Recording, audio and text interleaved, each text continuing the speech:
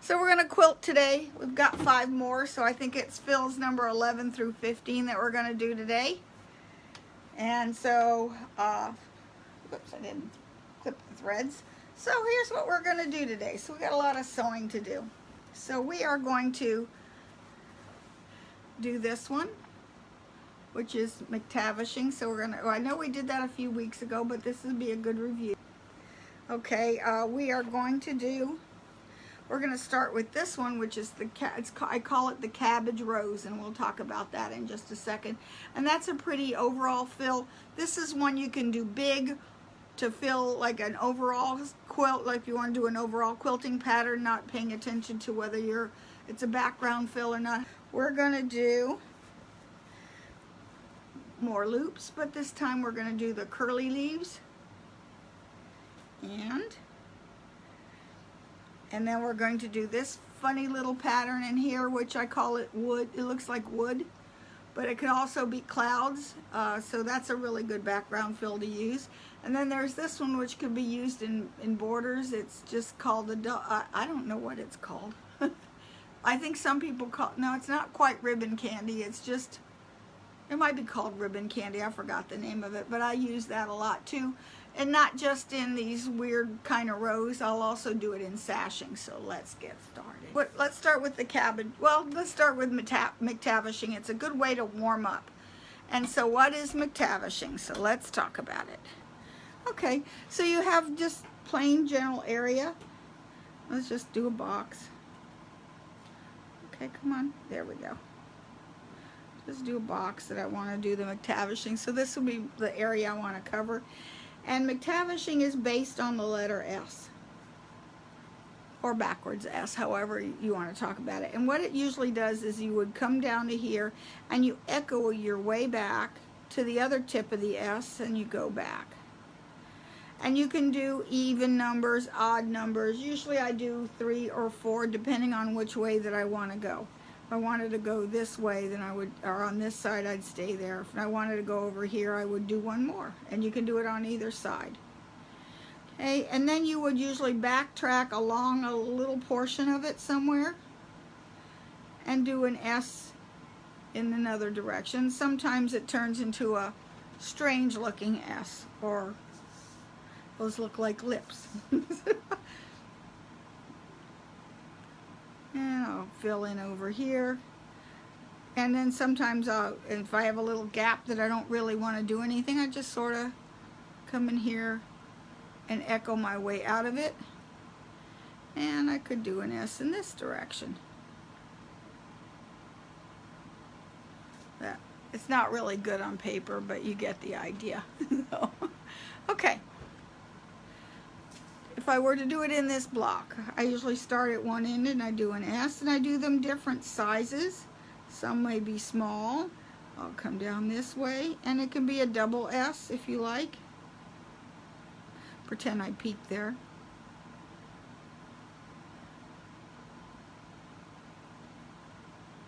It doesn't look good on paper, but they usually look pretty good. And I could come inside here and do an S in that direction.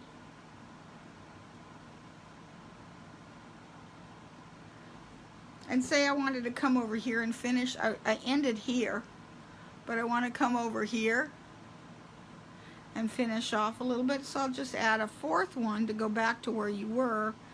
And then I would just do a few here. There's a 2. That works. And then come over here. Let's see. Sometimes I'll just go off, come up and do another S. I know, I can't draw. You put a pen in my hand and it's like I'm completely spastic.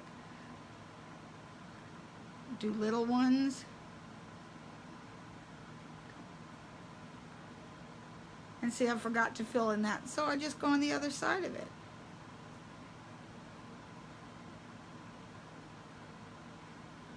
And over here, see, I would have forgotten that. And, okay, you get the idea. Okay, does everybody not remember the McTavishing? We did it about a little over 2 months ago. But it's a good one. It's a good fill to use around an applique because it gives a lot of motion to the quilt. to the background. Let me take this paper and put it over here. And when it is done, it looks like this.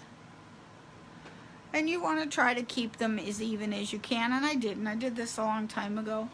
But, you know, sometimes I feel like making them all even so that everything looks a 1/4 inch apart, and other times I don't. Just whatever sort of hits my fancy that day. Or whether I want to keep to these crazy rules or not. And today I don't feel like keeping to rules. So let's go over here and get this piece. And okay, let's go over to the machine. I think I'll do it in this little section right here, which I haven't bothered to finish off. I didn't do a line in between. You don't have to. So I'm going to start. I like to start where I can see. So I'm going to start here and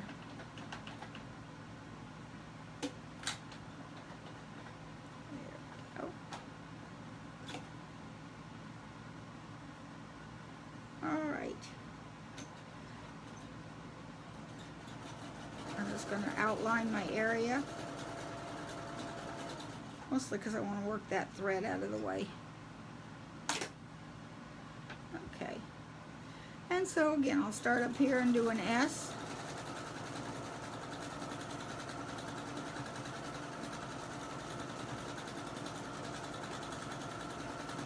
And see, there's 3 of them where it looks nice and even.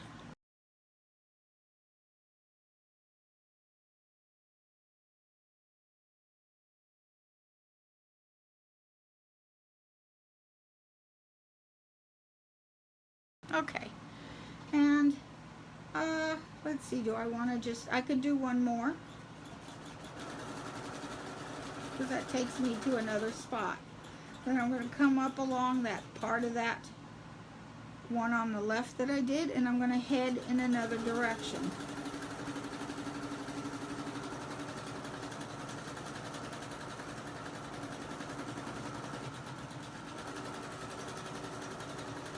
And I'll come to the middle over here, backtrack, and I'll start off in another whole different direction. Some I'll make big, and some I'll make smaller.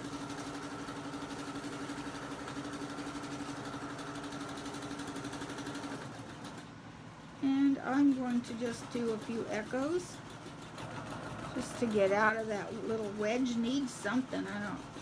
Okay, and then come over here in a different direction.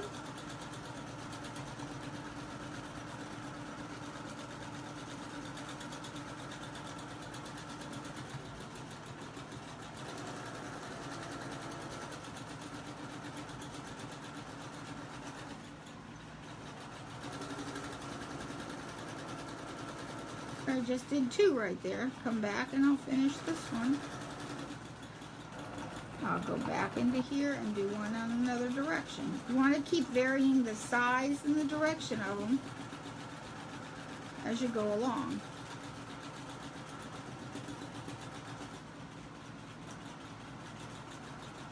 Did a little small one in between, going in an opposite direction.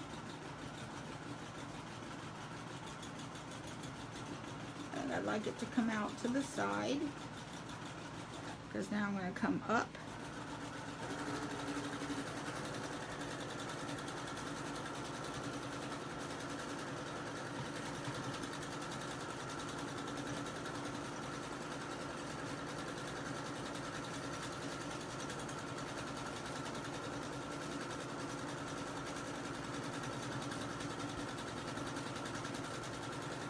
See, this one will be a half a one, just to fill in this area.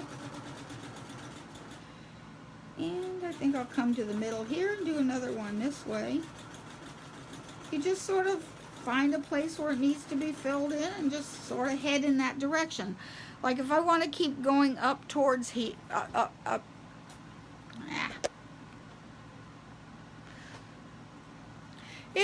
will be easy. There are people who cannot stipple worth a darn, but yet they can McTavish very easily, because you've got a shape in your head.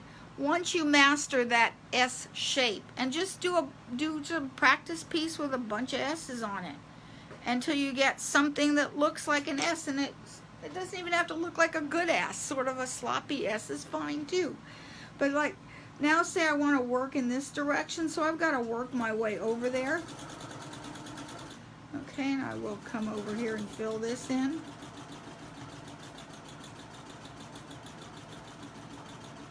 And if I want to go in that direction, I want to go with an even number. So 3 took me back to where I sort of started, but I want to go in a different direction, so you take it to 4. Okay, and then I'm going to come up along here, and I'll do a double S here.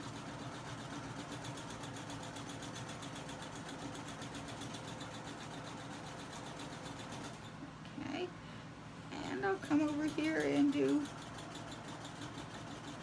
part of an S.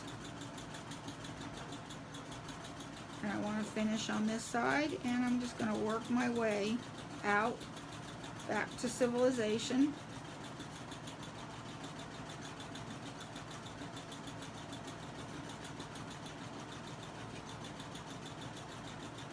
Okay, and now I want to work my way down. I'll come down a little bit, and I want to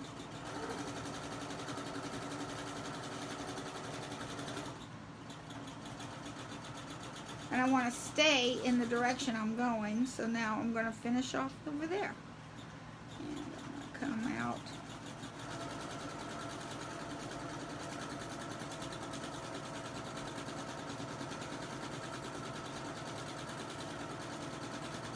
I just need to fill in this gap.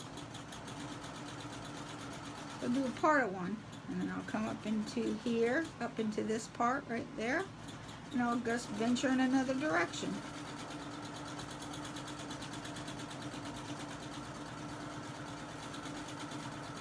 A lot of times mine will start out as an S and then they end up looking like a banana.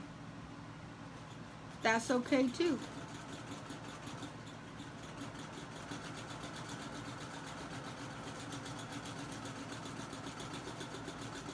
I like bananas. And I want to finish off down here, so I'm going to, okay, and then I'll come back in here and go in a different direction. And so I'm just going to do bananas here. I'm off the edge, so I'll go to this. Let's see. I kind of need to work in this direction. I haven't put any that way, so I'm going to just backtrack to a place I can start.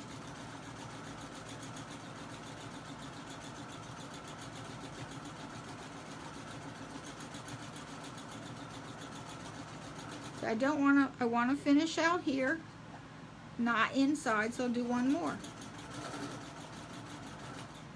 I'm off the edge.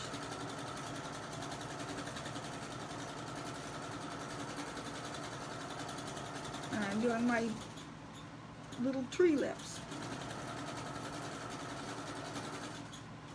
Come up into here, backtrack.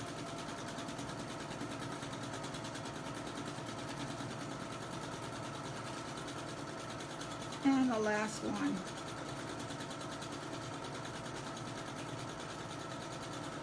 Okay, all done. No, don't hit the scissor, because then you have to fish for the thread. I finished off the edge so I didn't have to backtrack. And see, now that gives you McTavish. Now those are kind of large. You can do little small ones too. I just, for time, I don't want to sit here all day and do little teeny McTavishes. So that was fun. That's easy to do. Okay, let's talk about the cabbage rose. Actually, this is one of my favorite go-to designs. When I don't know what else to do, I like to do the cabbage rose. A cabbage rose, you remember last week we started with, yeah, I like bananas. You know, bananas are good too. Especially on a Hawaiian quilt, right? Okay, so a cabbage rose starts out as a swirl. Get that thing out of the way there. A swirl, like we did last week. And then you take it and you make little petals on it. Now I could come usually I'll come, if I wanted to continue it on in a row, like if I want to do a bunch of them in a sashing, I'll just do these smaller. So what I usually do, I won't take it as deep. And I sort of, so that you can get, that works for pattern, for sashing. But I like if I were doing an overall pattern, I will just follow it all the way to the end. And this is a good way to practice your feathers. Okay, and remember, feather is a half of a heart, and then you can take it into another direction. And you can make,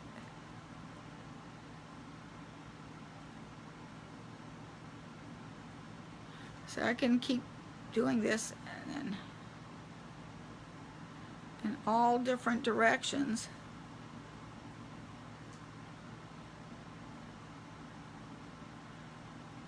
See, it makes a really nice background fill. And then when it's like if you work yourself into a corner like I just did, you just work your way up to a point here. And, well, we'll pretend these aren't here. Sometimes I'll come out and I can work out into another section.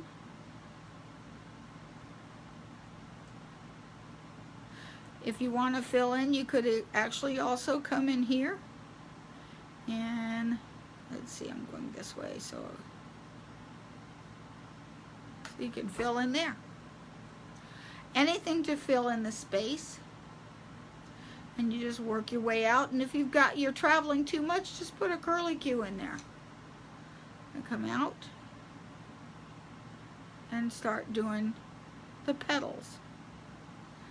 Now come over here.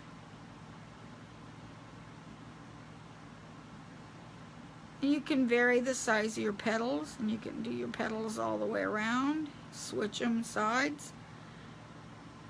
And then come over here. But you can fill a lot of territory rather quickly with the cabbage rose. So remember, it's a swirl. Then start doing petals.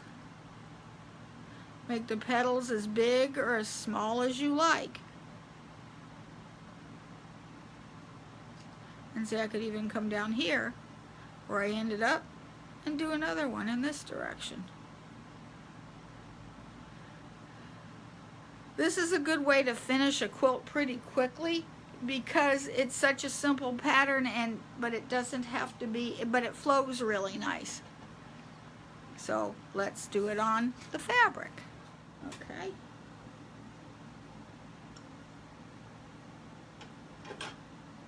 And you want to do them left to right, right to left, top to bottom, bottom to top, diagonal, all the directions so that you can get used to moving in all directions.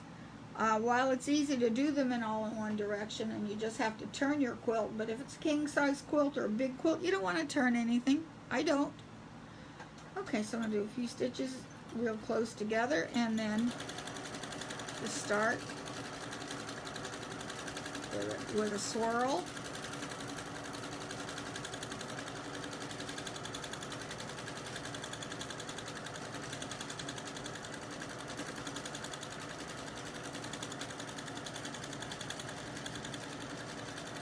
Sometimes I'll do them in the same direction, sometimes I'll change directions.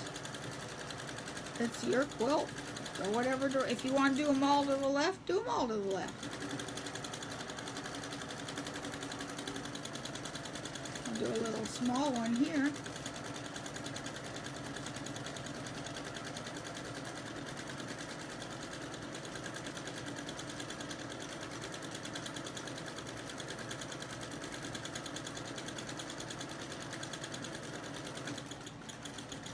And come up through the middle so I can travel to get to the other side. Back to big ones.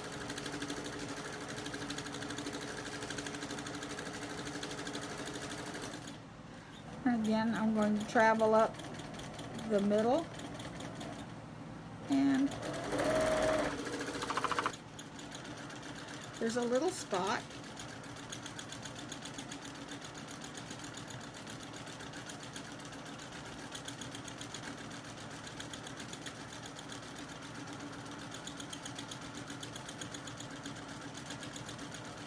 So this one actually goes really fast.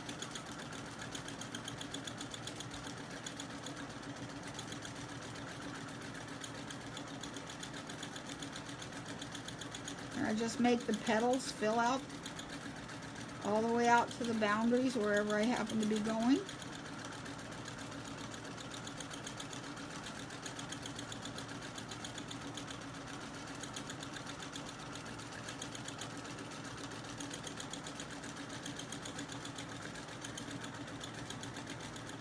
I'm going to travel along the edge. And I think I have room for just one more.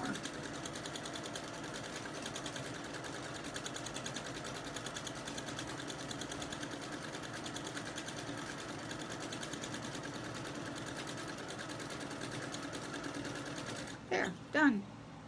Okay, now I'll finish.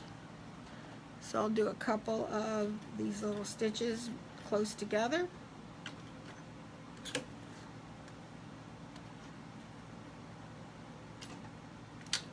Stitch and pull my bobbin thread up, and there. There it is. Turned out decent, huh? But see how quick that one went, and it really does a really nice pattern. And you only have to master one shape, and that is, or two. You have your swirl that we did last week and I think the week before, and loops, which turn out to be petals. Really easy to do, really easy to fill in something real fast. Okay, let's see what's next on here. We did McTavishing, we did the cabbage rose.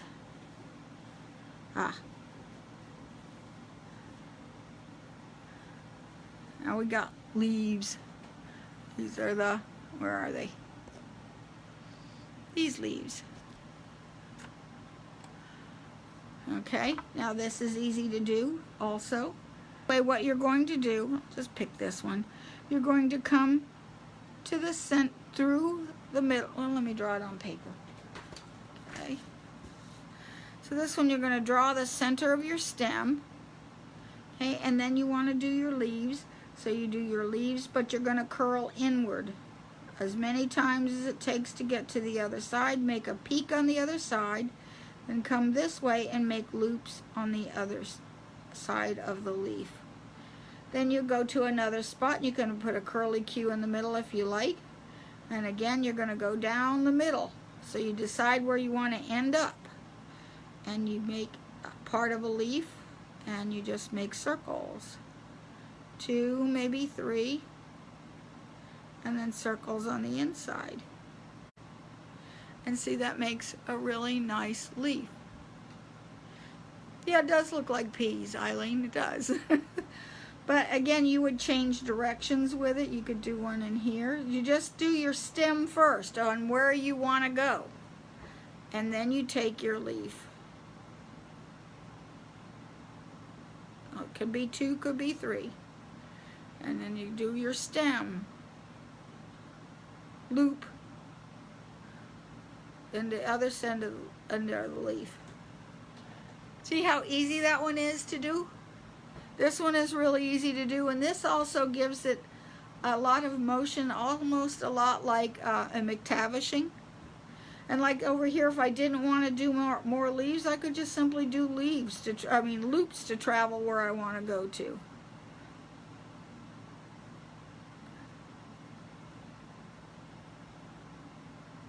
And see, that's wonky, but it looks good. That's wonky, and I didn't have a clue where I was going.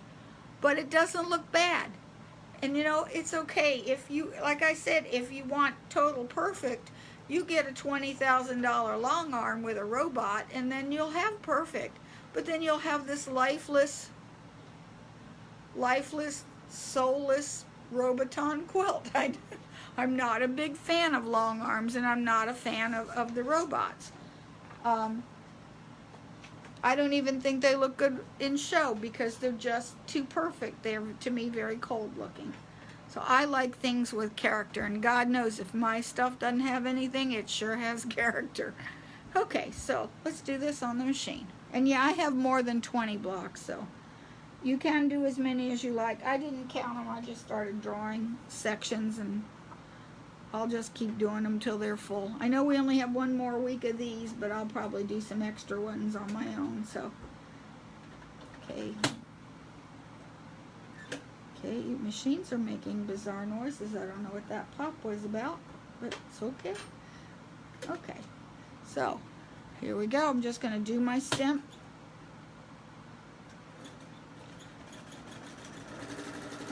Okay, there's my stem, or down the vein of my leaf. Come back, loop. I'll only do 2. If I want to do 3 on this side, I could, but I'll only do 2. I could even just do 1. Okay, and then I think I'll work my way over here. Loop.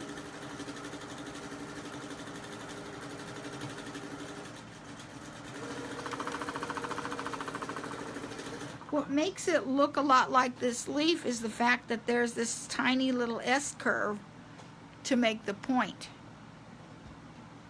I'll do one in this direction.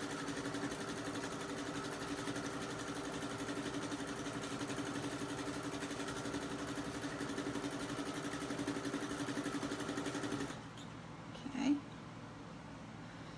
I'll go over here.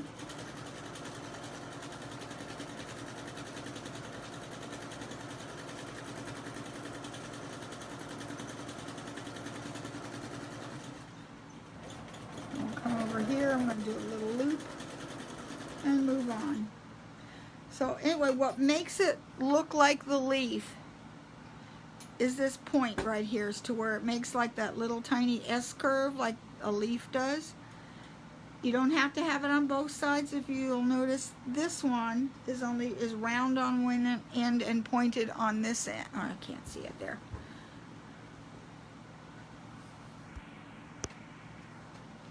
There we go.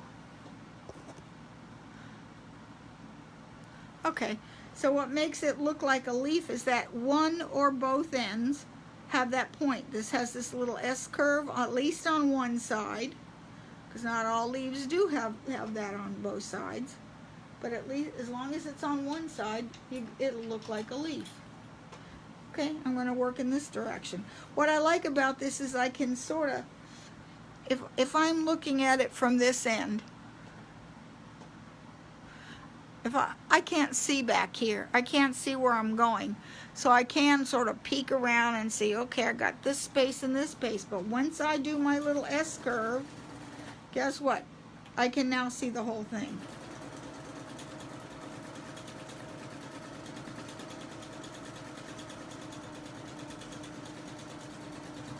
And see, there's that point. And I'll do one in this direction.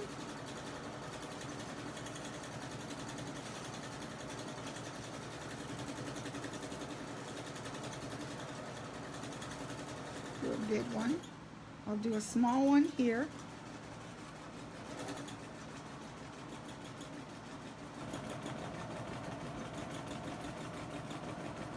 I'm only going to put one on that. And I'm probably going to, I've got a space here, so I'm just going to fill that with a loop. Come back over my, these are my boundaries, which I'm going to put a decorative stitch over. If you find yourself so stuck in a corner and you can't work, what the heck? Okay, if you find yourself stuck in the corner that you can't work your way out of, then you know what you do? You just break thread and continue, and then just pick it up and take it to another spot.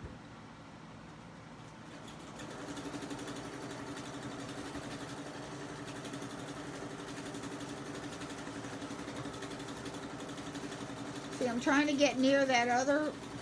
When I went this way, I tried to get as close as I could to this last one just to fill in the space, because this is virtually a background fill.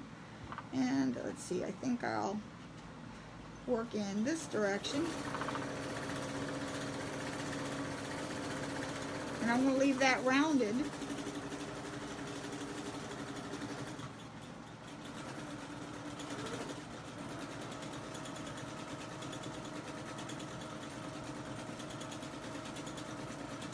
That only has one. I'll work my way along the border.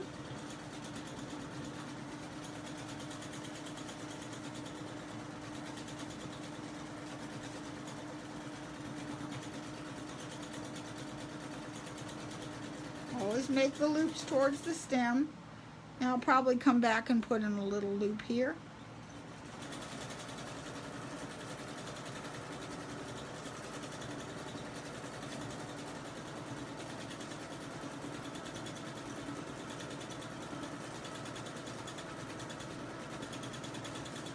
Put a couple extra loops.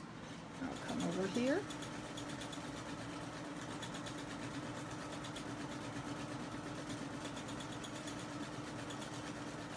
And again, this is another fast fill. Do some loops to work my way out. I'll do one last one up in here.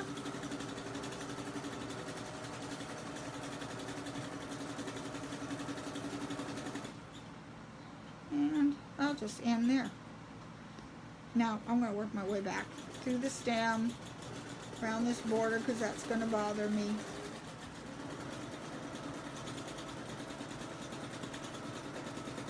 Okay, done. Okay, pull that up.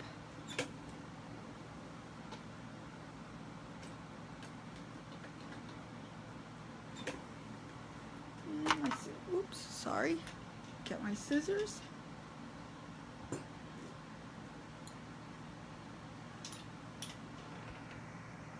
We'll pull that back. See, that turned out kind of cute. So there's the center of it. See, that looks kind of nice.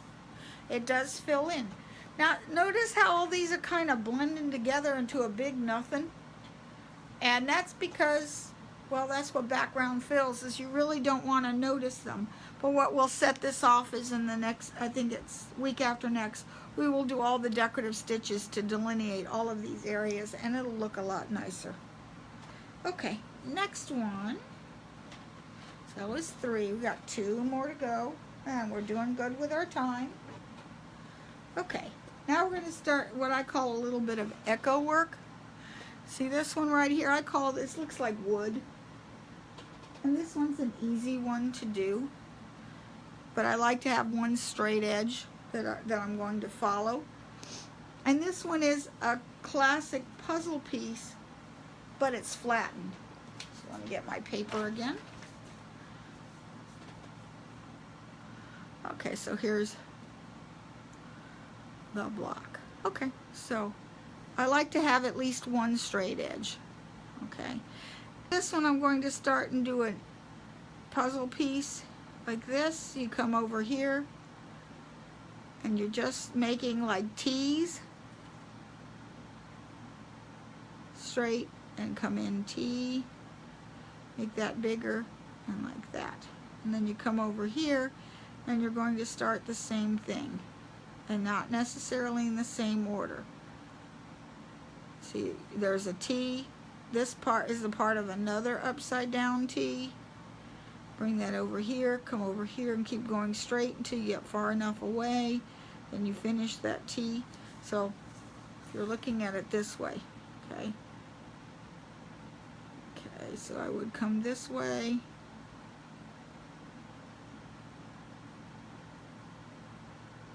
Here's that part. Can't draw. So you're not paying. Do not pay attention to the row that you just finished, because then they'll all. You don't want these all to line up.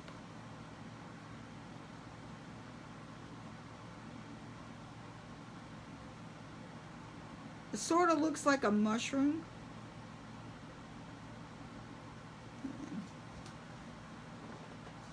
See how that looks? So this is a good one because you do that on water. You can do it on clouds. You can do it on wood to make it look like wood. So there, you know, this way it kind of looks like wood, especially if you do them close together.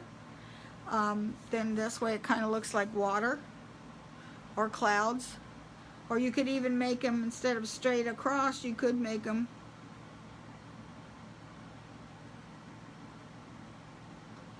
see, and now those are more clouds. Oh, you can't see that. There's the clouds. Instead of making them straight like this, then you make them wavy to get clouds. But I want like that sort of wood looking shape. So, okay, let's do this little spot with it. Okay, so I'm going to come this way and make part of the T. Come back. Okay, now I'm going to go down, come back. See, however far I went away, I'll go far away again.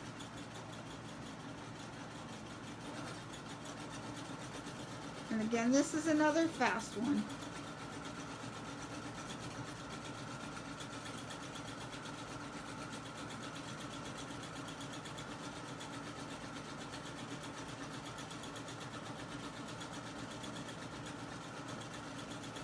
I don't want them to line up, so I'm just making them different lengths than from before.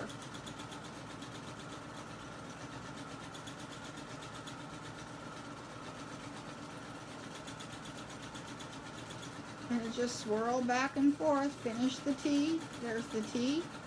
Upside down T.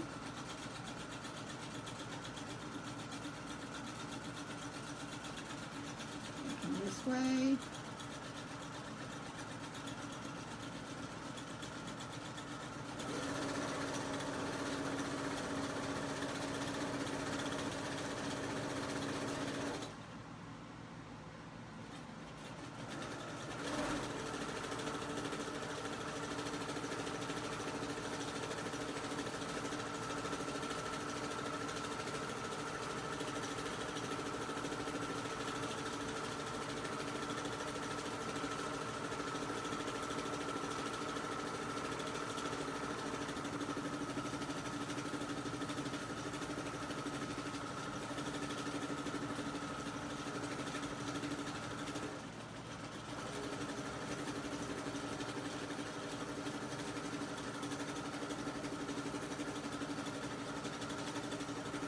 The T, I'm almost at the end.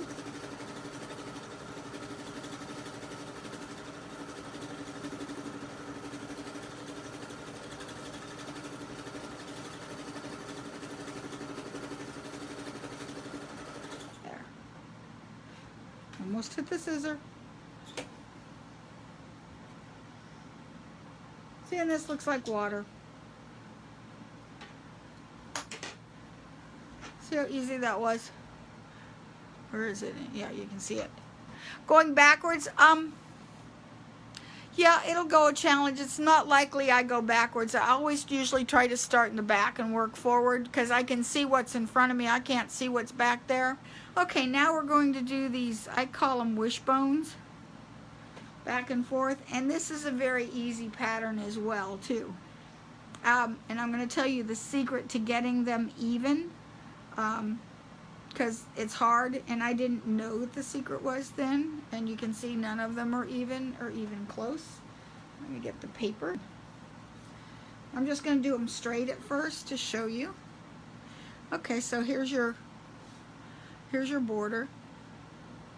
See, I like to do these in sashing.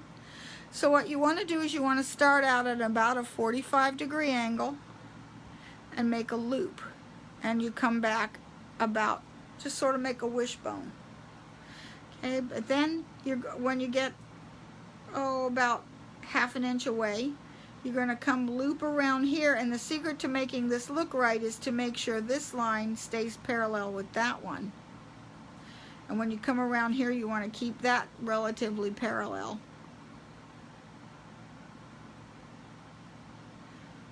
Okay, but for this we want to go a lot closer. So you want to touch, go in the same direction, but if you keep these lines parallel, and I have a hard time, I can't do it on paper. I can't even draw a loop on paper.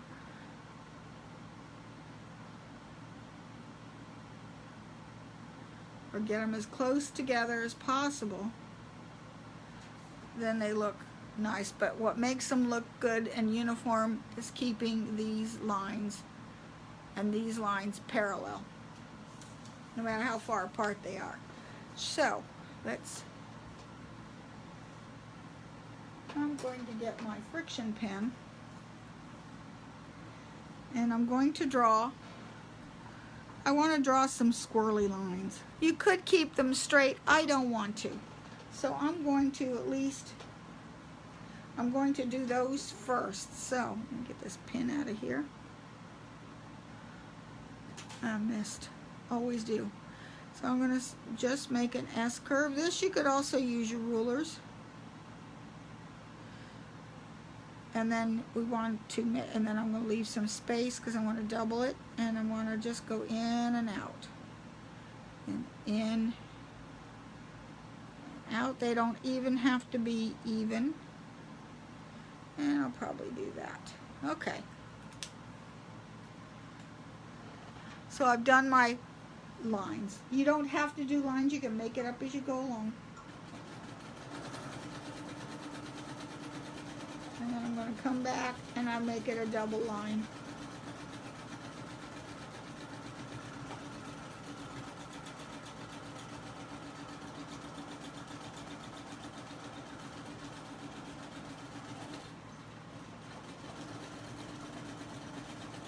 It's a friction pin. I don't care if it's even or not.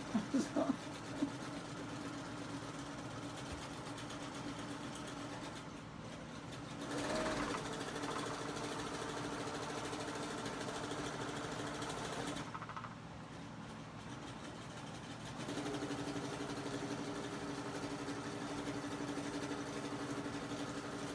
And these will be all my boundaries.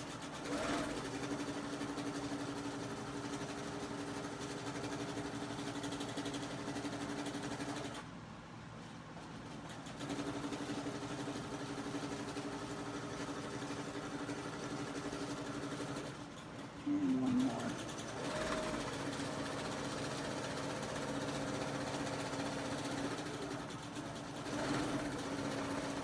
Okay. Alrighty, this one I like to hold my handles, which is, oops, sorry, goofed. Alright, I like my handles here, so what I usually do is I pinch and then hold it taut so I can control it like it's a hoop, like it's hooped or something. Okay, and then I'm going to come up and I'm going to start to do the curly cues. I'm going to start off slow because this is a little small area, and I'm working backwards and I don't like going this way. I feel uncomfortable because I can't really see, so I'm guessing where I'm going. I also can't see if it's parallel or not, so this is like dumb luck here.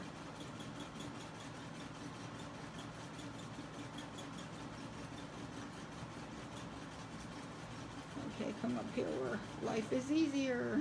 Okay. Didn't turn out too bad, although I couldn't see where I was going. I'll come up here and then start.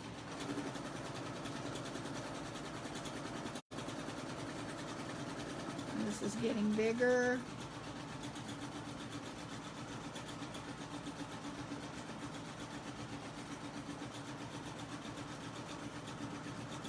And see, as I approach there, I can see that line going across, so I want to go in that general direction until it's time to loop.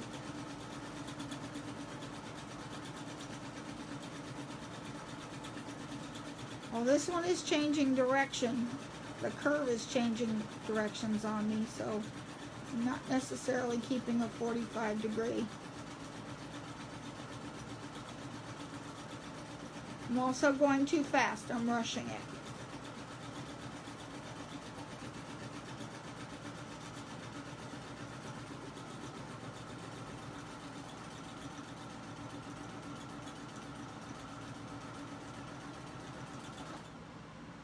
Oh.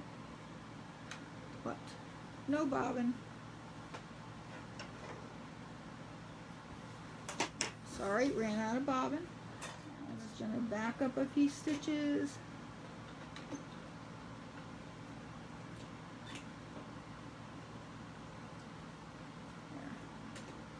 There. Okay, into back we go.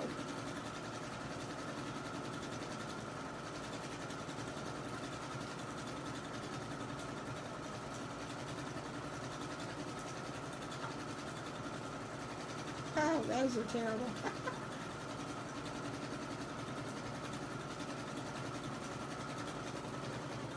Okay, down here.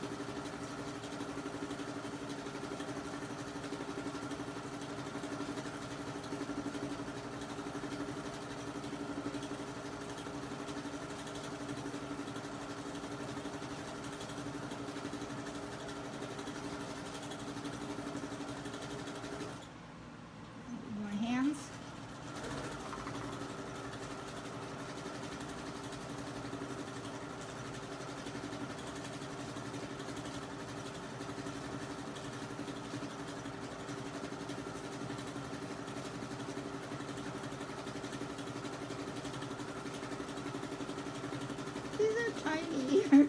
I don't like those little ones. I put my scissors down.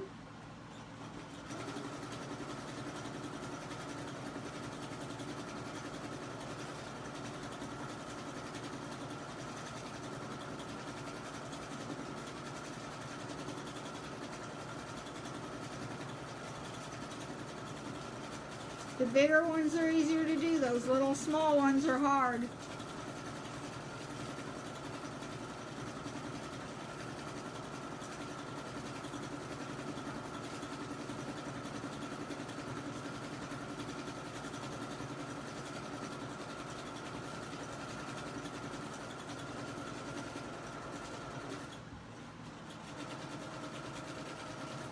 I don't want to do ribbon candy. We'll do it. There we go.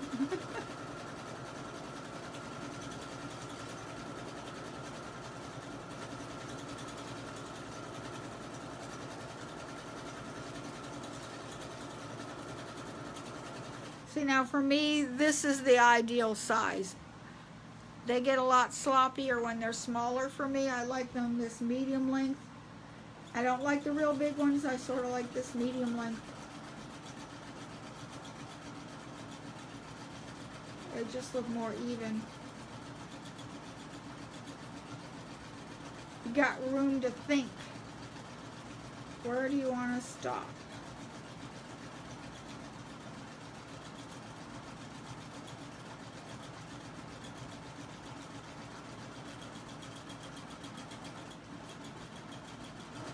Because this is only a half, I'm just going to do half circles and put the little half loops in here. No one's going to know the difference. There. Okay. Get this thread out of here. There. What do you think? That one look okay? Yep, they look like figure eights. They got a name, but for some reason I can't remember what the name of the figure is. They do look like figure eights to me. There we go. Okay, I think we're good. Good for the day. Next week will be the last week we will be getting to doing some grid work. So we're going to do this. This is like sort of like getting ready for feathers. They're little half hearts right in here. And we haven't, we did that one, we did that one. We're going to do the wood. And we're going to do, these are clamshells. Clamshells, we're going to try to do them freeform. But what I'm going to do is I'm going to set up a grid for these that is going to iron away or wash away. Either way. And if we have chance, we're going to do some freeform feathers that do not have stems. This freeform feather loops. So, let's see. I don't do great work. It's okay. It's not, you know, not wonderful. I can do wonderful stuff, but I make myself crazy. And part of the problem why I don't want to do show quilts anymore is because every little stitch has to be perfect, and I'm not into that anymore. I got enough ribbons, so it's okay. And even if I didn't have a single ribbon, I'd rather have my sanity. I don't care if it's perfect. It doesn't have to be perfect. It just has to be done. And you have to have fun doing it. If it's not, you know, well, a few years ago, I turned 65 and decided at that point, if it's not fun, I'm not going to do it. You know, life's too short. So, let's see. Does anyone have any questions? Let's turn this back over here. Oh, this, you're talking about this top. This is one of those G.D. Kessinger ones. This is from this is called the Serger Top. I think it's Serger Top. But it's from the Judy Kessinger pattern. So it's comfortable. I'm into comfort right now because it's hot. So anyway, have a great evening, and I will see you guys on Thursday. Bye.